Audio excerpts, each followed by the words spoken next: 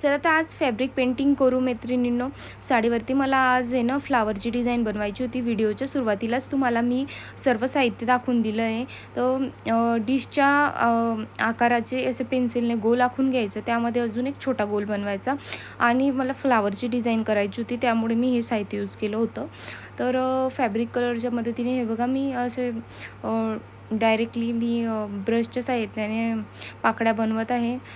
जर तुम्हाला नाही जमत असलं तर तुम्ही पेन्सिलनेही पाकळ्या अशा आखून पेंटिंग करू शकतात. आणि हे मी जे यूज केलेला आहे कलर हा फॅब्रिक कलर आहे.